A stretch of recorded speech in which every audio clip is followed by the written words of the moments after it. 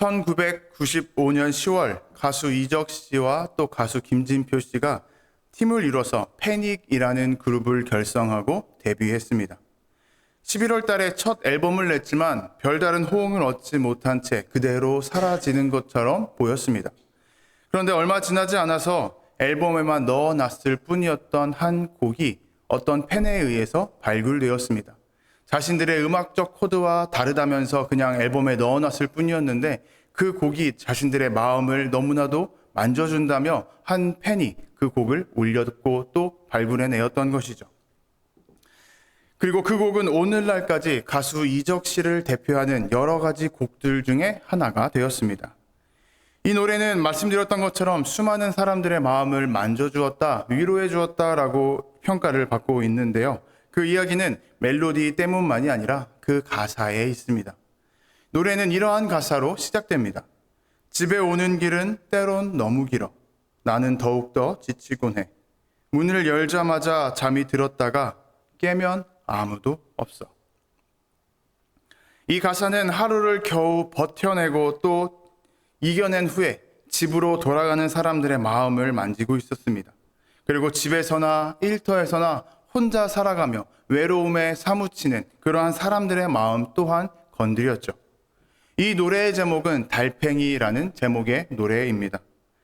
우리도 가끔씩 하루 일정을 다 마치고 집으로 돌아갈 때 가끔은 그 집으로 가는 길이 너무나도 길고 또 멀게만 느껴질 때가 있습니다. 정말 집이 멀기 때문만이 아니라 우리의 마음이 그만큼 지쳐있고 또 외롭기 때문입니다. 이 외롭다라는 것은 굳이 우리 주변에 사람들이 없다라는 것만으로는 이해하기 어렵습니다. 우리는 참 많은 사람들 사이에 부대끼며 살아가고 있지만 종종 우리는 그러한 사람들 사이에 있음에도 불구하고 우리의 마음 한가운데가 공허하다, 비어있다, 외롭다라는 마음을 느낄 때가 있기 때문입니다.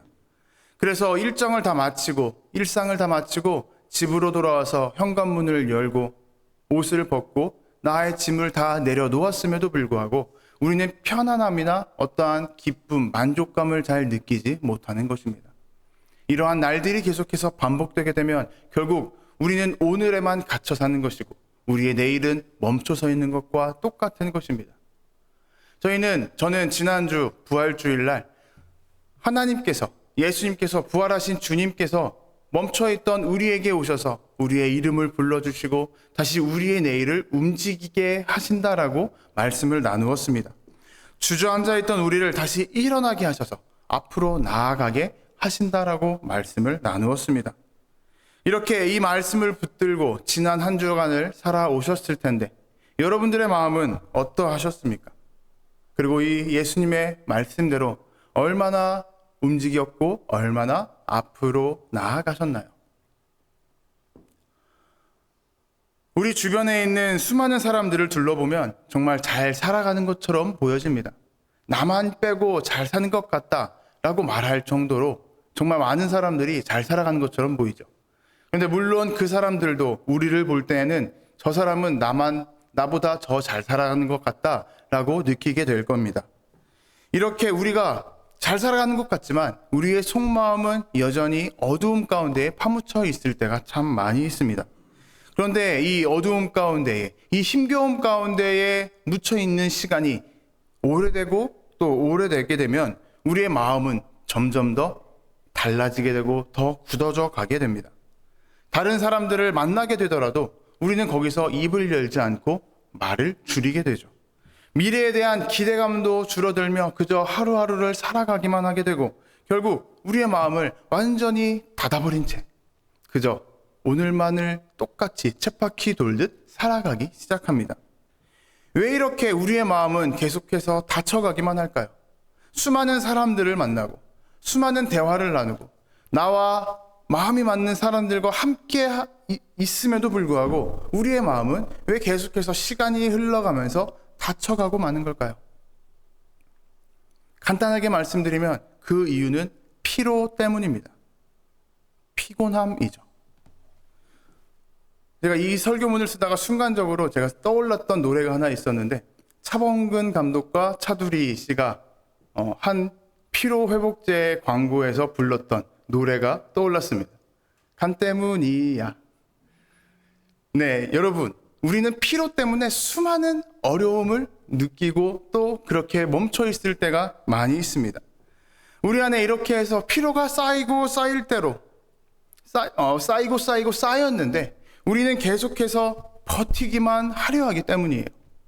우리의 피로가 계속해서 쌓여감에도 불구하고 우리는 끊임없이 쉼 없이 우리의 마음을 쏟아내고 쓰기 때문입니다. 그래서 어느 순간부터는 그 문이 조금씩 닫혀가다가 결국 완전히 닫혀버리고 더 이상 열리지 않게 되는 거죠. 여러분, 이렇게나 우리의 피로가 많이 쌓여서 우리의 마음이 닫혀버렸는데 과연 다른 사람들을 품어주고 이해할 수 있을까요? 몸이 지치면 우리의 마음의 자리가 조금씩 줄어들고 또 좁아져 갑니다. 나 혼자 서 있는 것만으로도 비좁게 느껴지는 거예요. 그러한 가운데 다른 사람들을 내 마음의 자리에 똑같이 세워주고 그 사람들을 품어주기란 쉬운 일이 아닐 것입니다. 그런데 이 마음의 문이 닫힌 것에 있어서 제일 큰 문제는 우리의 의지나 우리의 결단만으로 한번 닫혀버린 문을 다시 열 수가 없다라는 데 있습니다.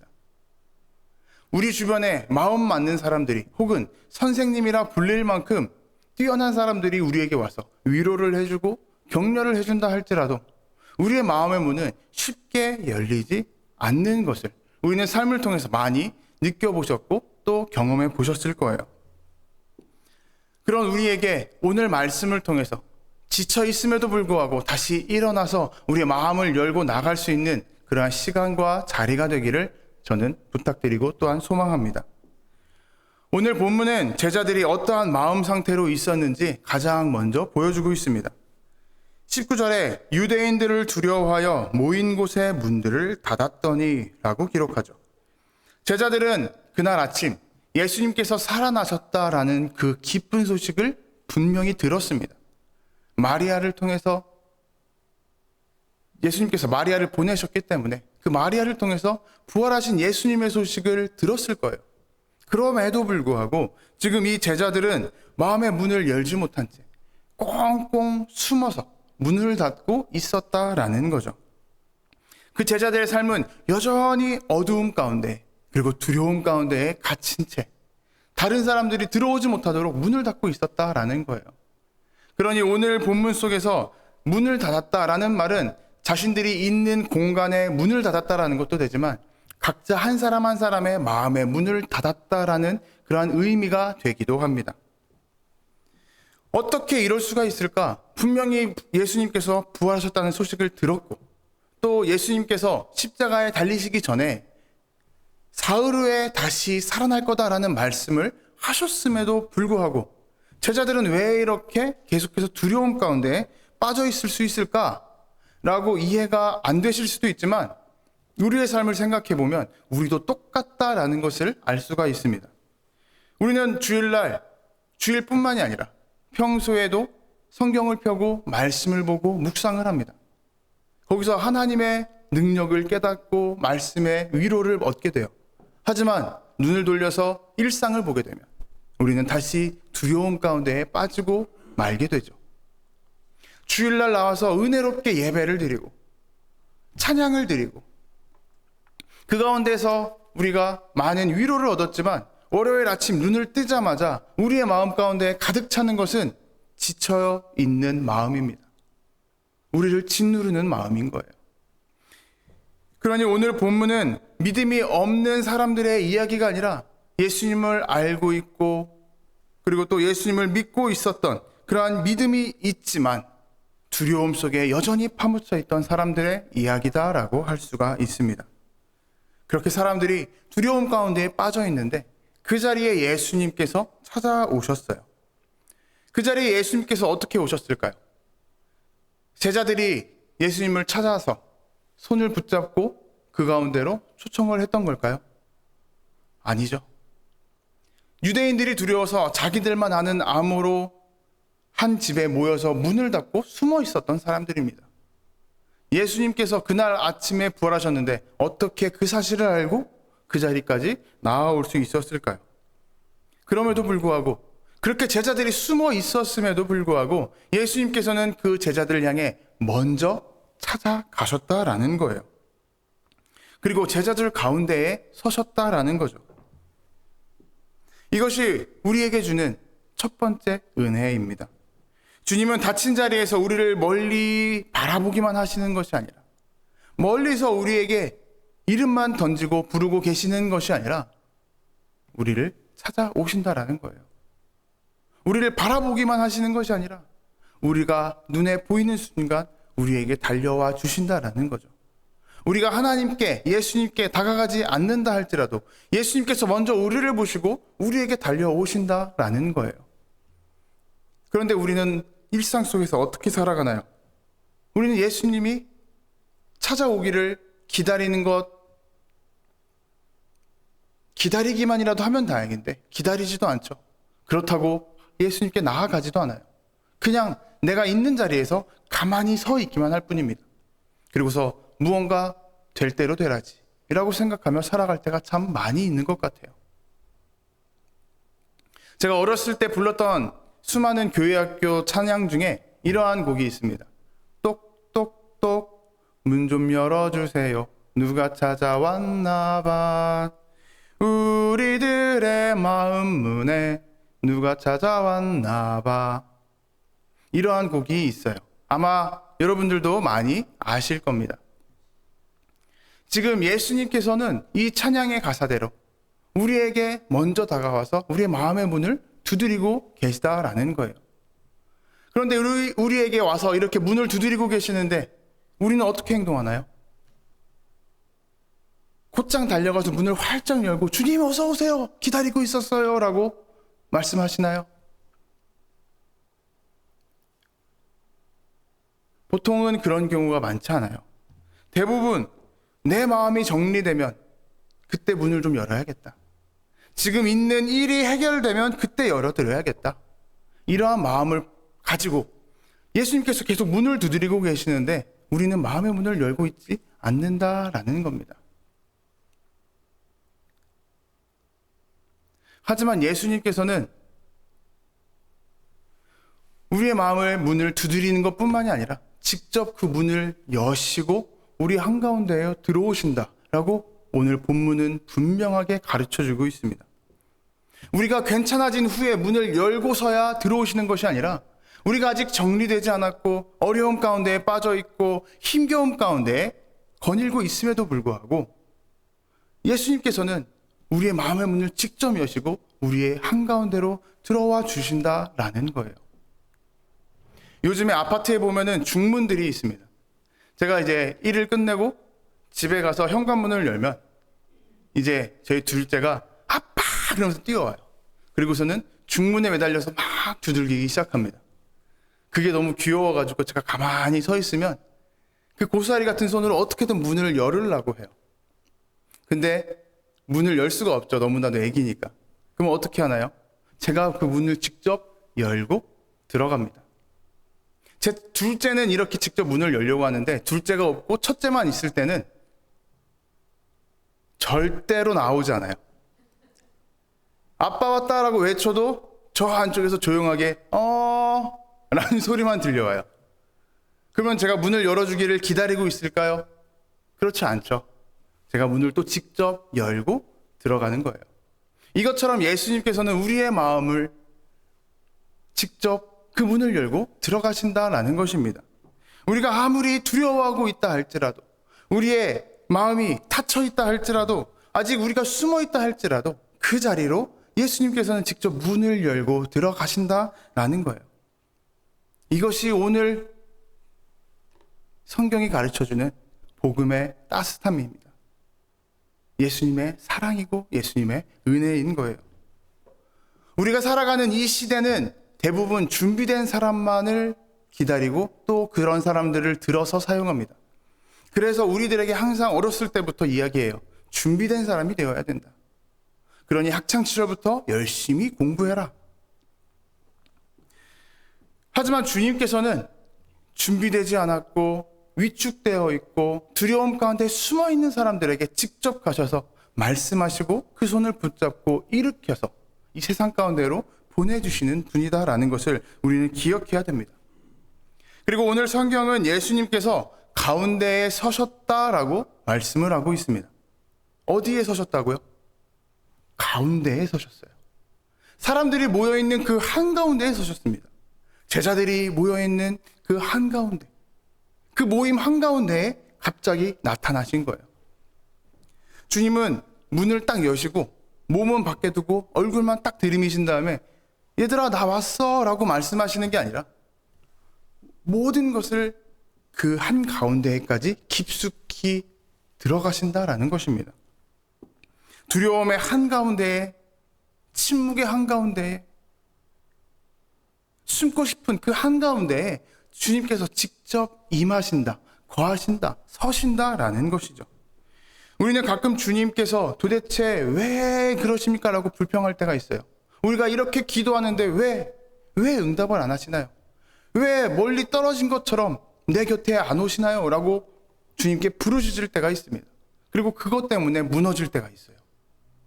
그런데 지금 오늘 성경을 통해서 예수님께서 보여주시는 그 모습은 어떠한가요? 무너져 있는 사람들 한가운데에 오셨다는 거예요.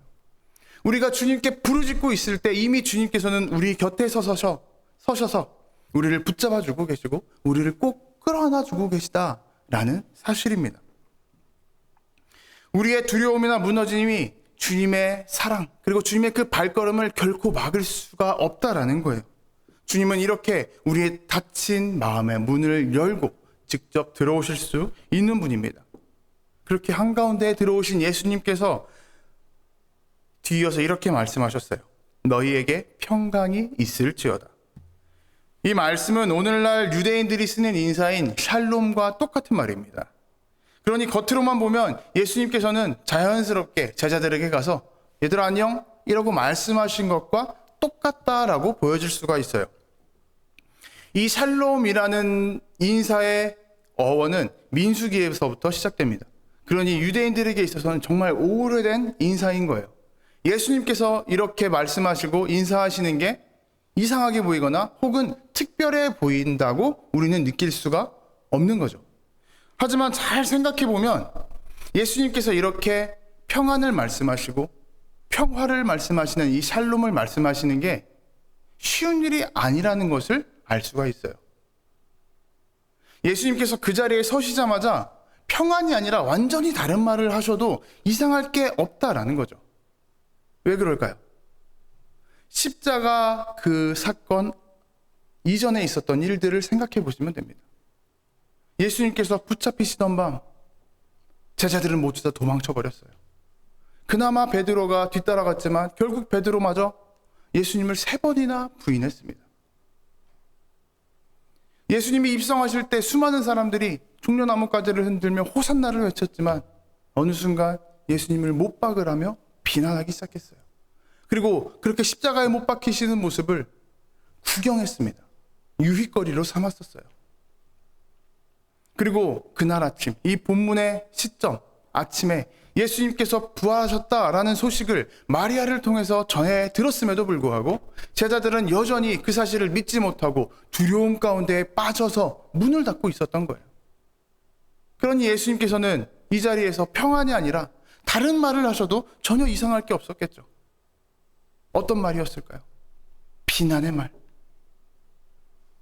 당신의 서운함을 토로하는 말. 책망하는 말. 너희들 도대체 왜 그랬어? 라고 말씀하셔도 그 자리에 있던 제자들은 결코 예수님께 다른 행동을 할 수가 없었다라는 거예요. 하지만 예수님께서는 그러한 제자들에게 분명히 말씀하셨습니다. 평안을 받아라. 내가 너에게 평안을 주노라. 가장 먼저 주신 것은 평안이었어요. 그러니 이 본문은 그냥 형식적인 인사를 기록해 놓은 것이 아니라 두려움에 놀라서 눌려있는 사람들에게 주시는 하나님의 실제적인 은혜라는 것을 말해주고 있는 거죠. 마음이 꽉 조여있는 사람들에게 숨 돌릴 자리와 시간이 되어주시는 거고 또 추락하고 있던 사람들에게 더 이상 떨어지지 않도록 받쳐주는 받침대가 되어주는 그러한 말씀인 거죠. 그러니 예수님의 평안은 무너져 있는 사람들을 살려내는 주님의 사랑의 손길이다라고 우리는 분명히 기억해야 됩니다. 그런데 더 놀라운 것은 예수님의 이 평안의 말씀이 한 번만으로 그치지 않았다는 거예요. 21절에서 한 번 더 똑같이 반복됩니다. 왜 두 번이나 말씀을 하셨을까요? 왜 두 번이나 평안을 말씀하고 평안을 주셨던 걸까요? 우리는 살아가다 보면 세상 속에서 누군가 잘못을 한 것을 보았을 때 어떻게 하고 싶나요? 그 사람의 잘못을 우리가 도와주고 싶나요? 책임져 주고 싶나요? 아니면 그 사람의 잘못을 지적하고 싶나요? 많은 경우 지적하고 싶어 합니다. 야, 너 그렇게 하면 안 돼. 그러면 너 망하는 거야. 흔들리고 무너져 있는 사람들을 향해서 그 사람에게 손을 내밀고 이렇게 세워주는 것이 아니라 그 사람의 앞에 서서 네가 이러했으니까 넘어진 거야 라고 판단을 하고 있고, 너가 여기서 일어나기 위해서는 이제 다리에 힘을 줘야 돼 라고 어떠한 정답이나 조언만 주려고 합니다. 그러니 우리는 다른 사람들에게 갔을 때 손을 내미는 것이 아니라 입만 열어서 정답을 꺼내려고 해요. 그런데 마음이 정말로 깊이 짓눌려 있는 사람들은 그 정답을 듣는다 할지라도 마음에 들어오질 못합니다. 그저 흘러가 버리고 말죠. 정말 밑바닥까지 떨어져 본 경험이 있으신 분들은 아실 거예요. 그러한 가운데 있을 때는 어떠한 사람들의 조언이나 위로도 그 마음, 우리 마음 가운데에 새겨지거나 머무르지 못합니다. 그나마 좀 숨을 돌릴 수 있는 순간이 되어야, 내가 더 이상 추락하지 않겠다라는 그런 편안함을 느낄 수 있는 시간이 되어야만 누군가의 위로가 조금씩 스며들기 시작하는 거죠. 이러한 회복의 순서를 예수님께서는 알고 계셨기 때문에 책망을 하거나 혹은 다른 말을 하신 것이 아니라 가장 먼저 평안을 주신 것입니다. 평안을 두 번이나 주신 거예요.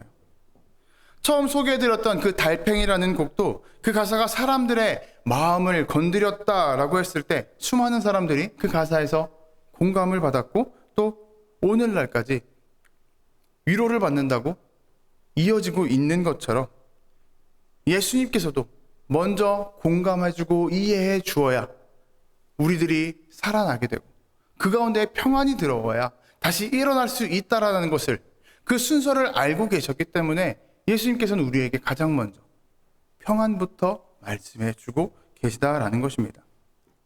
그런데 예수님께서는 정말 얼마나 은혜로우신지 말로만 이 평안을 전해주지 않으셨어요. 20절에 보면 이렇게 기록합니다.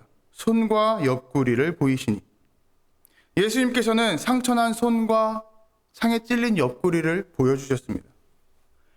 예수님께서는 죽음을 이기시고 부활하셨기 때문에 지금 영광된 자리에 서 있어요. 영광된 그 광채의 옷을 입고 계신 것입니다. 하지만 그 십자가의 상처와 흔적을 결코 가리지 않으셨어요. 숨기지 않으셨습니다. 그대로 드러내셨어요. 이것은 그것을 바라보는 사람들에게 있어서 정말 죽음에서 다시 살아났구나 라는 증거가 되기도 하지만, 예수님께서는 이 상처를 통해서 이렇게 말씀하시는 것과도 똑같습니다. 이 상처를 봐. 나도 너희들의 고통과 아픔을 잘 알고 있어. 이러한 상처를 이겨낸 내가 너희들에게 평안을 주는 거야. 그러니 이 평안을 잘 받기를 바래. 이 의미가 중요한 것은 아픔이 없는 위로는 그 위로가 오래가지 못하기 때문입니다. 여러분들이 어떠한 어려움이나 문제 앞에 서게 되었어요. 그때 여러분의 심정을 가장 잘 이해해 주는 사람은 누구일까요? 여러분에게 가장 잘 공감해 주는 사람은 누구일까요? 친한 친구일까요? 가족일까요? 형제자매일까요? 아니죠. 여러분과 똑같은 문제를 거쳐왔던 사람들, 그 경험, 같은 경험을 했던 사람이 가장 깊은 데서까지 이해해주고 공감해줄 수가 있는 거예요. 지금 유대인들의 그 피난 속에서, 핍박 속에서 제자들은 숨어 있었습니다. 자신들도 예수님처럼 죽을지 모른다는 그 죽음의 공포 속에서 숨어 있었어요. 하지만 예수님께서는 그러한 공포를 맞닥뜨리셨고 죽임당하셨고 그리고 다시 살아나셨습니다. 너희들과 똑같은 고통을 내가 경험했던 거야. 그리고 난 이겨냈어. 그러니 내가 너희에게 이 주는 평안을 마음 편히 받으려구나 라고 말씀하시는 것이 이 예수님의 상처난 손을 보여주시는 모습이 되는 것입니다. 여러분, 이 예수님의 상처가 그냥 우리는 단순하게 생각하거나 가볍게 생각하고 넘어갈 게 아니에요. 십자가의 고통을 지나오신 예수님께서 주시는 그 깊은 사랑, 아픔이 가득한 사랑이라는 사실을 기억하셔야 됩니다. 그러한 아픔을 가진 예수님께서 오늘 우리에게도 똑같이 말씀하고 계시는 거예요. 사람 때문에 지쳐있는 우리의 마음에, 오래 버티느라 굳어져 있는 우리의 마음에, 그리고 반복되는 실망 속에서, 반복되는 실패 속에서 더 이상 우리에게 내일은 없구나 라고 멈춰서 버린 우리의 마음 가운데에 예수님께서 먼저 다가와 주셨고 평안을 주고 계시다라는 거죠. 그러니 우리는 예수님의 이 평안이라는 말씀을 그냥 단순하게 제자들을 만나서 인사를 하는 거구나 하는 그런 형식적인 인사로 끝내는 것이 아니라 우리를 꼭 끌어안아 주시고 품어주시는 따뜻함으로 받아들여야 되는 것입니다. 예수님께서는 우리에게 오셔서 우리를 꼭 끌어안아 주시고 계시는구나, 우리에게 평안을 주고 계시는구나 라는 것을 기억하셨으면 좋겠습니다. 그리고 그 자리에서부터 우리의 회복은 시작되기 시작합니다.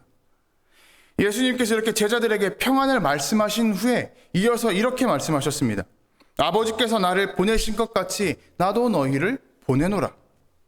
이 말씀은 예수님께서 너무 조급하게 말씀하시는 거 아닌가 하는 생각이 들기도 합니다. 지금 고통과 두려움 가운데 숨어있는 제자들에게 예수님께서 오셨어요. 그리고 책망의 말이 아니라 평안을 주셨습니다. 예수님을 바라보면서 제자들이 아직 그 상처가 회복이 되지도 않았는데, 예수님을 보면서 아직 놀라워하고 있을 뿐인데 갑작스럽게 예수님께서 자, 이제 너희들도 나가서 세상에 전해, 복음을 전해 라고 말하는 게 얼마나 힘겹고 어려운 일인가요? 그런데 예수님께서는 제자들을 향해서 막무가내로 당장 나가라고 말씀하신 게 아니에요. 감당할 수 있는 힘과 능력을 함께 더해 주셨습니다. 22절에 이렇게 기록하죠. 숨을 내쉬며 이르시되 성령을 받으라. 그러니까 제자들은 주님의 평안으로 다시 살아나게 되었고 또 주님께서 주시는 성령을 붙들어서 앞으로 걸어갈 수 있게 되었다라는 것입니다. 너희가 강해졌잖아, 살아난 나를 봤잖아, 그러니 이제 앞으로 나가 라고 말씀하시는 것이 아니라 내가 너희 안에 평안을 주었고 힘을 줄게, 그러니까 그 힘을 가지고 앞으로 잘 나아가 봐 라고 말씀하고 계시는 거예요. 그런데 예수님께서 주시는 이 성령이 어떻게 우리에게 힘과 능력이 될까요? 성령님이 어떻게 우리의 힘과 능력이 된다라고 말씀하시는 걸까요? 여러분, 성령님은 또 다른 이름이 하나 있습니다. 어떠한 이름인지 다들 아시죠? 고개를 안 끄덕이시는데 혹시 생각나지 않으시더라도 그렇지라고 하시면서 고개를 끄덕이셔야 돼요. 그리고 기억하시길 바랍니다. 요한복음에서 나오는 성령님의 또 다른 이름은 보혜사입니다. 보혜사.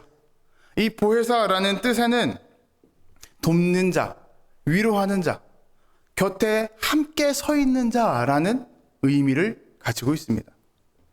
예수님께서 제자들에게 하시던 사역들, 그리고 수많은 고통과 어려움 중에 있는 그 백성들에게 하시던 그 사역을 이제는 성령님께서 이어서 하신다라는 의미인 거예요. 직접 우리에게 다가와 주시고 우리와 함께 서 계시며 우리를 도와주시고 우리에게 위로를 주신다라는 것입니다. 그러니 나도 너희를 보내노라 라는 이 말씀과 성령을 받으라 라는 이 말씀은 따로 떨어져 있는 것이 아니라 하나로 연결되는 것이다 라는 것을 우리는 기억해야 됩니다. 예수님께서는 보내시고 성령님은 그 보내심을 우리가 감당할 수 있게 하시는 거예요. 예수님께서 우리에게 길을 열어주시면 성령님께서는 그 길을 걸어갈 수 있게 우리에게 힘을 더해 주시는 것이고, 예수님께서 우리에게 평안을 주시면 성령님께서는 우리가 그 평안을 누리게 하시고 또 그 평안을 흘러 넘쳐서 다른 사람에게까지 보내게 하신다라는 사실입니다.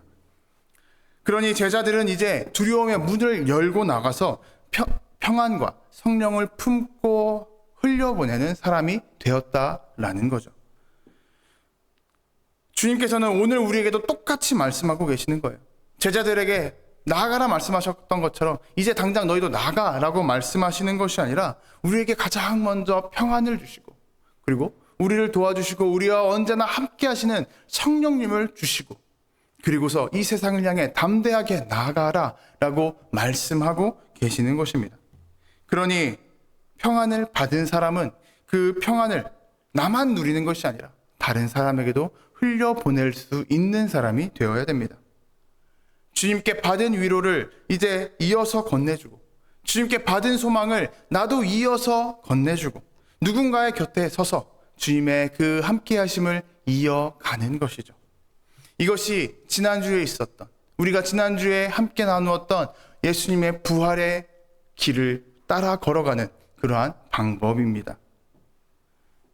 여러분, 오늘 우리에게 가장 먼저 필요한 것은 닫혀있는 우리의 마음 안으로 들어오신 주님을 바라보는 것이고, 그리고 그러한 주님께서 우리에게 주시는 평안을 붙잡는 것이고, 그리고 성령님을 통해서 우리에게 주시는 힘을 통해서 우리가 다시 일어나 앞으로 나아가는 것입니다. 이 자리에 계신 분들 중에 이미 지쳐있고 힘드신 분들이 많이 계실 것이라 저는 생각합니다. 이 세상 속에서 살아가다 보면 누구나 상처를 얻고 외로움을 누릴 수밖에 없기 때문이죠. 그럼에도 불구하고 다른 사람들이 볼 때 아무렇지 않은 척, 특별히 가족들에게만큼은 아무렇지도 않은 척 겉모습을 숨기면서, 내 속마음을 숨기면서 어떻게든 앞으로 걸어가시는 분들이 많이 계실 것입니다. 그렇게 버티느라, 인내하느라, 어떻게든 기어서라도 앞으로 나아가려고 노력하느라 그 마음이 굳어져 있고 힘겨운 분들이 많이 있으리라 저는 생각합니다. 그런 우리에게 오늘 주님께서 먼저 찾아오셨습니다. 우리의 마음이 닫혀 있을 때 예수님께서 그 문을 직접 여시고 우리에게 다가오셨어요. 우리가 힘겨워서 주일날 교회에 나와서 예배를 드려도 우리의 마음이 열리지 않고 그냥 시간만 보내고 돌아가는 것 같다 할지라도, 혹은 이 예배 자리에 나오는 것 자체가 힘들다 할지라도 주님께서는 우리의 그 닫혀있는 문을 직접 여시고 우리에게 들어와 주신다라는 것입니다. 여러분들의 마음 가운데에, 여러분들의 지쳐있고 힘겨운 마음 가운데에 예수님께서는 지금 직접 문을 열고 찾아가고 계세요. 그러한 주님을 바라보시기를 부탁드립니다. 그리고 그러한 주님께서 주시는 평안을 누리시기를 부탁드립니다. 그리고 그 평안을 나만 누리는 것이 아니라 다시 성령을 받아 나아가라 말씀하신 것처럼 그 평안을 우리 주변에 있는 사람들에게 그대로 흘려 보내주시기를 부탁드립니다. 지쳐있는 그대로, 내가 오래 버티며 굳어져 있는 그대로 예수님 앞으로 나아가십시오. 은혜의 보좌 앞으로 나아가십시오. 뒷걸음질 치는 것이 아니라, 내 마음이 열리지 않는다 할지라도 은혜의 보좌 앞으로 나아가십시오.